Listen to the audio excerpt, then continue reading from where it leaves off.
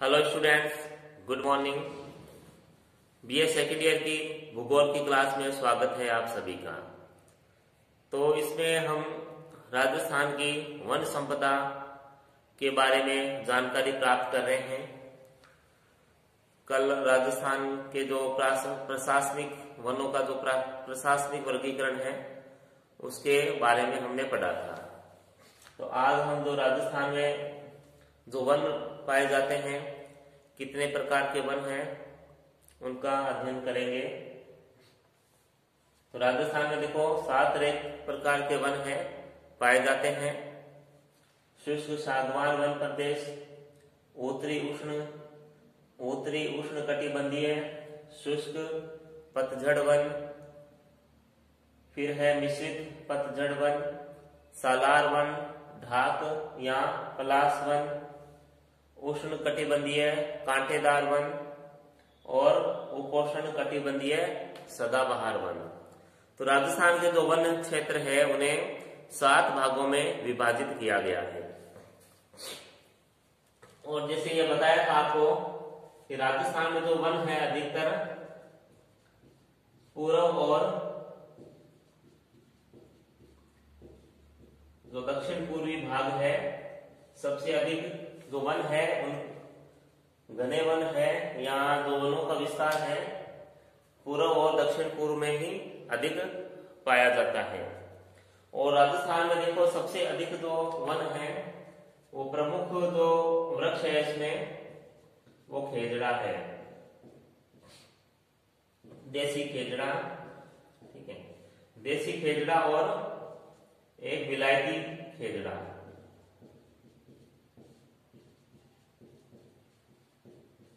ये दोनों ही जो वन है ये प्रमुख है।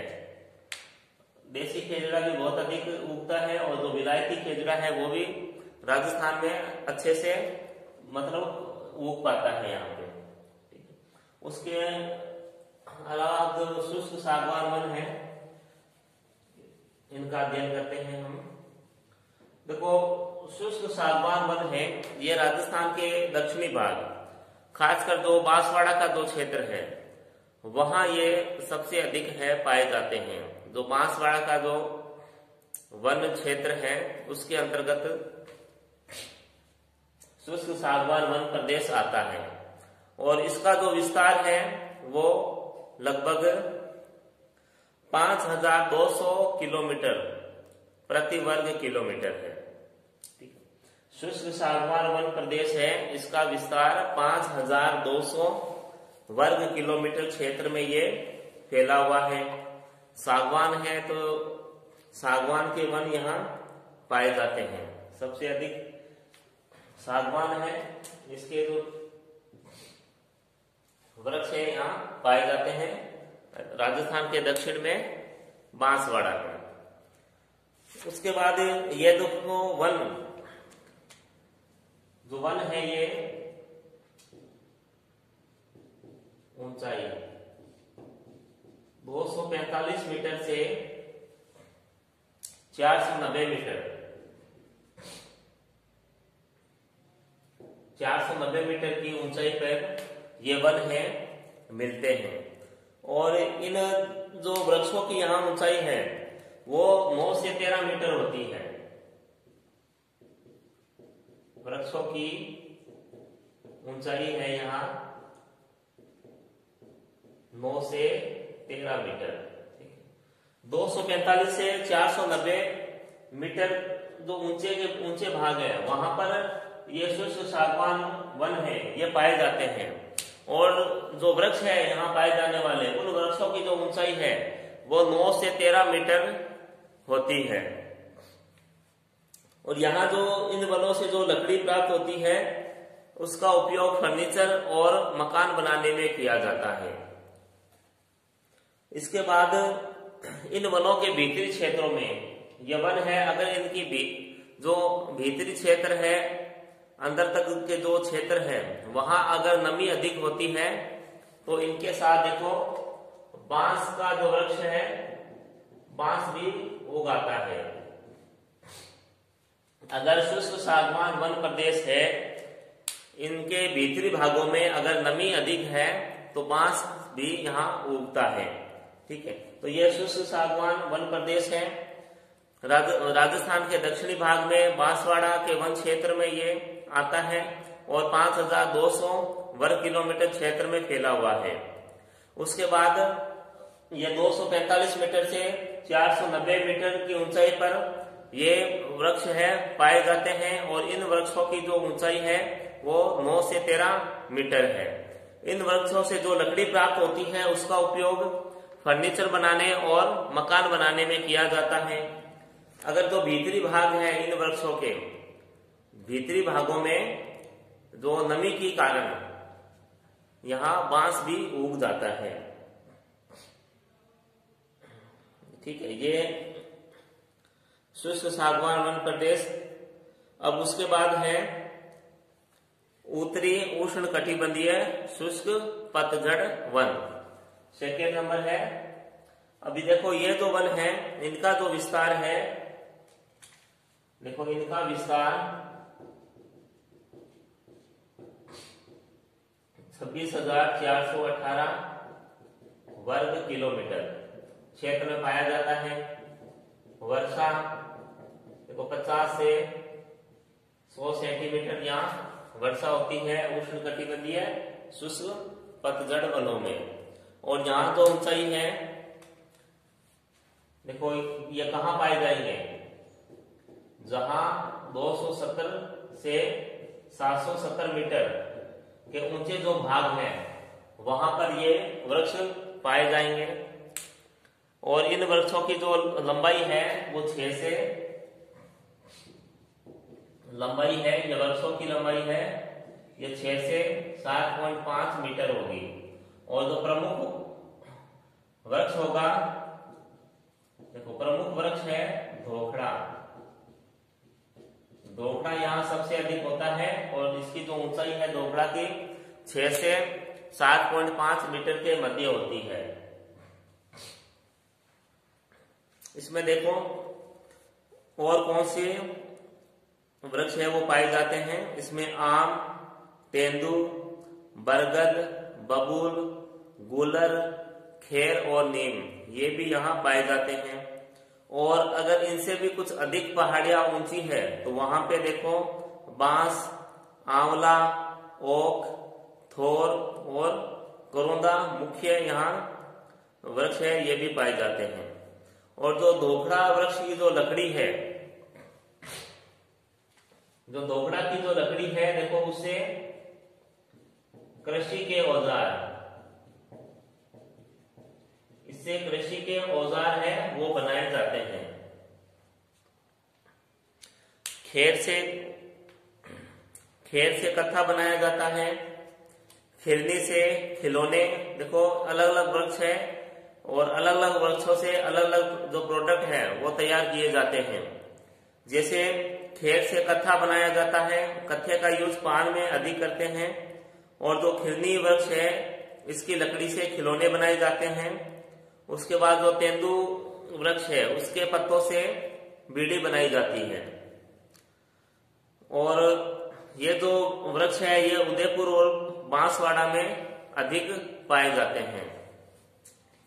उत्तरी उष्ण कटिबंधीय शुष्क पतझड़ वन, एक बार फिर से बता रहा हूं कि ये जो वन क्षेत्र है ये बांसवाड़ा और उदयपुर में सबसे अधिक पाए जाते हैं। और 245 से इनका जो विस्तार है ये 26,418 वर्ग किलोमीटर क्षेत्र में है। यहाँ वर्षा है वो 50 से 100 सेंटीमीटर वर्षा होती है। और जो ऊंचाई है 270 से 770 मीटर की ऊंचाई पर ये वृक्ष है पाए जाते हैं। इन वृक्षों की जो ऊंचाई है 6 से 7.5 मीटर की होती है। प्रमुख वृक्ष इसमें धोखड़ा है।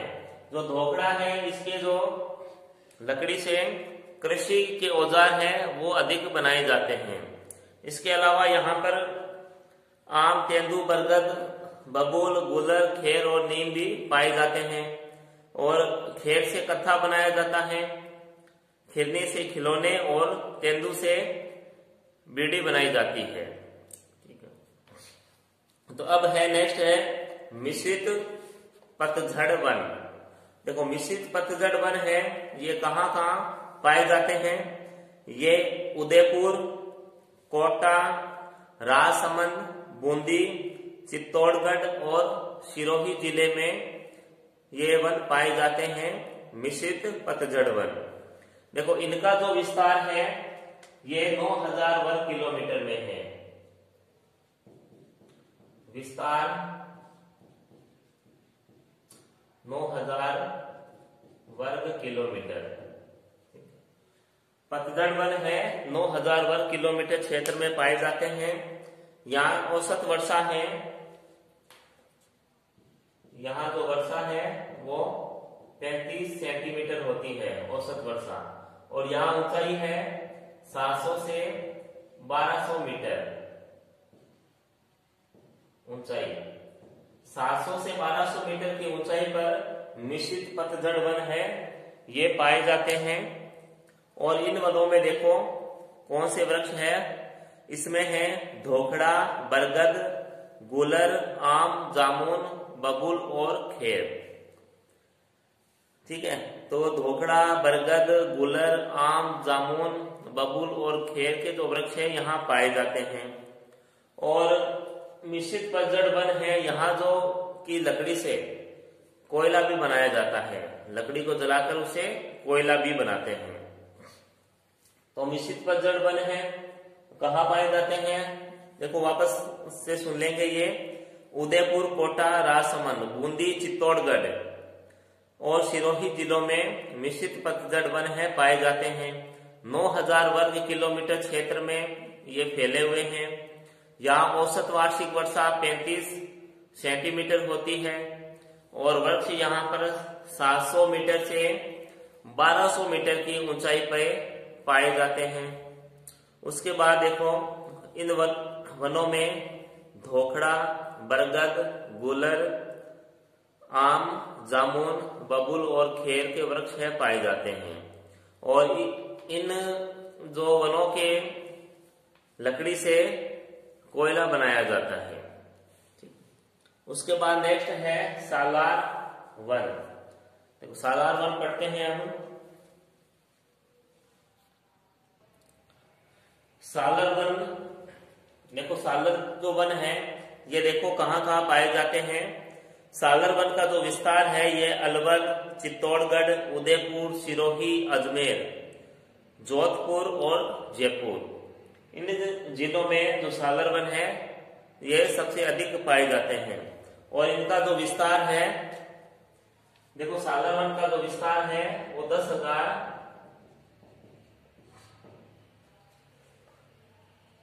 10,360 वर्ग किलोमीटर में है, वर्ग किलोमीटर। उसके बाद देखो वर्षा 50 से 100 सेंटीमीटर यहाँ वर्षा होती है। और यहाँ जो वृक्ष है, जो सालार वृक्ष है, ये 430 मीटर ऊंचाई पे मिलते हैं। ऊंचाई है 430 मीटर, यानी 430 मीटर ऊंचाई पर ये सालर वन है ये पाए जाते हैं। और इनकी जो लकड़ी है, लकड़ी का जो उपयोग है वो सामान की पैकिंग में आता है।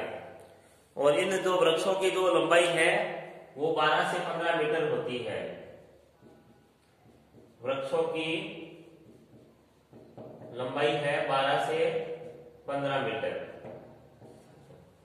सालर वन है, देखो विस्तार कहाँ है इनका, अलवर, चित्तौड़गढ़, उदयपुर, सिरोही, ये अजमेर, जोधपुर और जयपुर, इन जिलों में सालर वन है ये पाए जाते हैं। विस्तार है 10,360 वर्ग किलोमीटर और वर्षा है 50 से 100 सेंटीमीटर वर्षा यहाँ पे होती है। उसके बाद 430 मीटर की ऊंचाई पर ये वृक्ष है पाए जाते हैं। और इन वृक्षों की जो लंबाई है वो 12 से 15 मीटर की होती है। और इन वृक्षों की लकड़ी से ये सामान की पैकिंग की जाती है। पैकिंग में ये काम आती है इनकी लकड़ी। उसके बाद है ढाक या पलाश वन। देखो ये देखो जितनी भी जो नदी घाटियां है राजस्थान में जहां पर सागवान ये वन उगते हैं उसके साथ ही ढाक या पलाश के वन उगते हैं, यानी सागवान के साथ ढाक या पलाश के वन है ये उगते हैं और नदी घाटियों में ही उगते हैं ये, क्योंकि ये पूर्वी और दक्षिण पूर्वी राजस्थान में ही सबसे अधिक वन है पाए जाते हैं और यहाँ क्या है नदियां सबसे अधिक हैं। देखो यहाँ सामान्यतः बहेड़ा, महुआ, सफेद शीरिष, करंज, गुलर व पारस पीपल के वृक्ष यहाँ पाए जाते हैं और इनके अंतर्गत इनका जो क्षेत्र है वो नगण्य है। ठीक है, ये बहुत कम भाग पर पाए जाते हैं, बहुत कम भाग पर पाए जाते हैं। देखो नगण्य है ये, बहुत ही कम स्थान पे ये पाए जाते हैं, क्योंकि ये देखो जहां पर नदी घाटियां है, जहां पर सागवान के जो वन मिलते हैं उनके साथ ही ढाक या पलाश के वन है हमें प्राप्त होते हैं। उसके बाद देखो ये बहुत ही कम भागों पर पाए जाते हैं, नगण्य है ये, बहुत ही कम वृक्ष पाए जाते हैं और इन वृक्षों में देखो महेड़ा, महुआ, सफेद शीरिष, करंज, गुल्लर व पारस पीपल के वृक्ष है इसमें सम्मिलित किए जाते हैं। तो उसके बाद अब नेक्स्ट है उष्ण कटिबंधीय कांटेदार वन। अब कांटेदार वन आ गया है, नाम शब्द से ही पता चल गया है कांटेदार, तो मरुस्थलीय वनों की यहाँ अब बात होगी। मरुस्थलीय वनों की यहाँ बात होगी तो यहाँ क्या है, सबसे पहले जो वर्षा है वो बहुत कम होती है। वर्षा यहाँ है 25 से 50 सेंटीमीटर। ठीक है, कांटेदार वन है, मरुस्थलीय वन है, वर्षा 25 से 50 सेंटीमीटर होती है और यहाँ पर कौन से वृक्ष पाए जाते हैं, देखो खेजड़ा, रोहिड़ा, बेर, जाल, कंटीले बबूल, केर आदि यहाँ के मुख्य वृक्ष है। और इस भूभाग का देखो प्रमुख वृक्ष खेजड़ा है, यहाँ प्रमुख वृक्ष है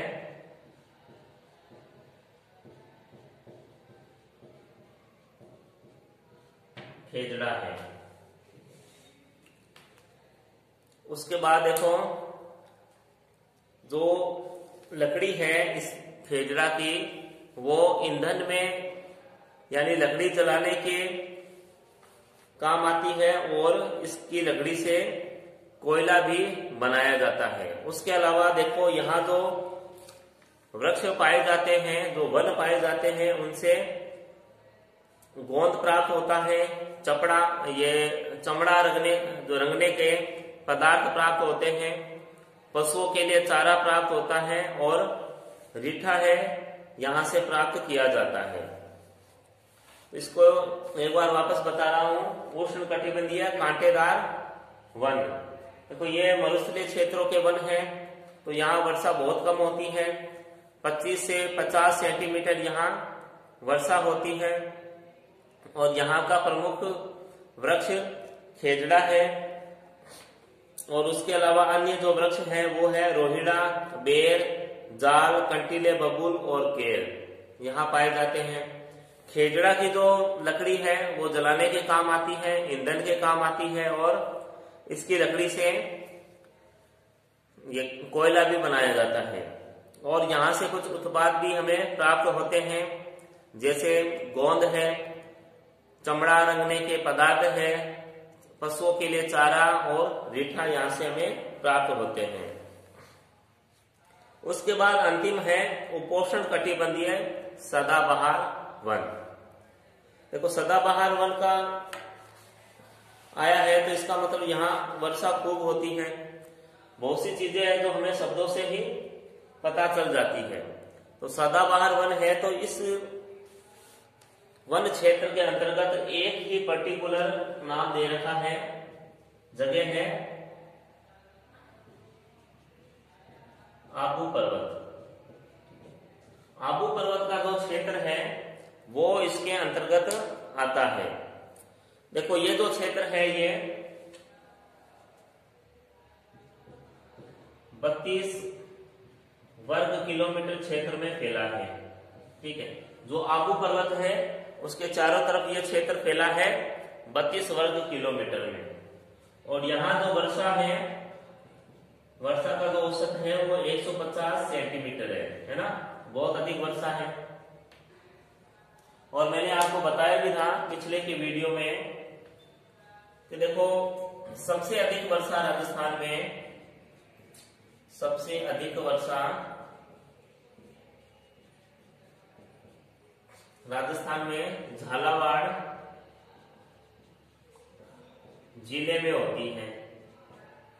ठीक है, अगर स्थान की बात करें, ये तो देखो जिला था, अगर केवल स्थान की बात करें कि किस राजस्थान में किस स्थान पर सबसे अधिक वर्षा होती है, तो नाम आएगा माउंट आबू,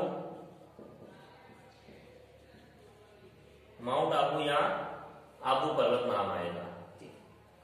तो जिले में तो आएगा झालावाड़, और स्थान की बात करें तो माउंट आबू या आबू पर्वत आएगा। तो ये देखो 32 वर्ग किलोमीटर क्षेत्र में फैला है और 150 सेंटीमीटर यहाँ वर्षा होती है। और ऊंचाई है यहाँ, देखो कितनी ऊंचाई पर वृक्ष मिलेंगे, 1070 से 1375 मीटर, 75 मीटर पर यहाँ वृक्ष है पाए जाते हैं। क्योंकि ये राजस्थान का सबसे ऊंचाई पे स्थित क्षेत्र है। राजस्थान की सबसे ऊंची चोटी जो कि गुरु शिखर है 1722 मीटर है, यहीं पे सिरोही जिले में पाई जाती है। तो यहाँ जो वृक्ष है वो अधिक ऊंचाई पे मिलेंगे। और देखो इन वनों में कौन कौन से वृक्ष हैं, जो वृक्ष यहाँ है बांस, आम, बेल, जामुन, रोइडा। तो ये यहाँ के प्रमुख वन ये वृक्ष हैं। और ये जो क्षेत्र है राजस्थान का आबू क्षेत्र है जो राजस्थान का, ये वनस्पति की दृष्टि से राजस्थान में सबसे संपन्न क्षेत्र है। तो इस बात को भी ध्यान रखोगे, क्योंकि देखो सदाबहार है, सदाबहार नाम आया है।